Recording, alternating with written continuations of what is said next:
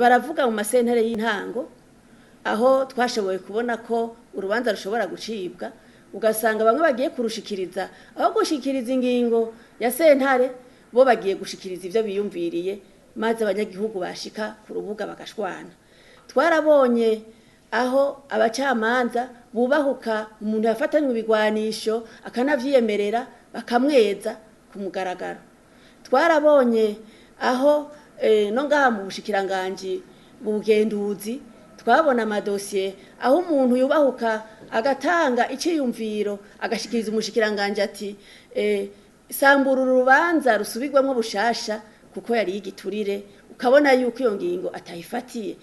Turabibona ko nko muri sentare jeje kugwanya ibiturire yuko twihweje amadosiye yinjirayo tukabona amafaranga abantu babagirizwa tukaraba mu nyuma sentare imaze guca urubanza gwaheze amafaranga leta ishobora gukurayo akikagarukana tugasanga ni make cyane gose ugacubona neza yuko hariho ibintu byabaye hagati na hagati y'igihe uyo muntu afatwa n'igihe urubanza ruciriwe ukabona ko uwo muntu hamwe bariko bariga dosiye yiwe bafunga ivy'agateganyo akavuga ngo atanze ingwati ugasanga bamwatse ingwati ntoyi cyane wihweje amafaranga bayagizwa yuko yanyonoye.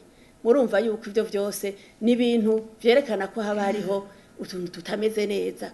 Turabona yuko nko mu vyerekeye imanza z'akazi amashira hamwe manini bibaza ko barimwe amafaranga mu guca imanza udusanga yuko wa munyagihugu wa mukozi ariko aburanya ishira hamwe iminsi yose ni watsinda kandi bakamucira amafaranga menshi mbere bikaja no gutembagaza ishira hamwe. Twarabibonye muri manza z'akazi rimwe muri sentare ku administrative aho wasanga leta misi yose yamitsindwa ugacubona yuko ni vya bindi nyene vyuko bavuga bati leta nihomba ntibaraba amategeko.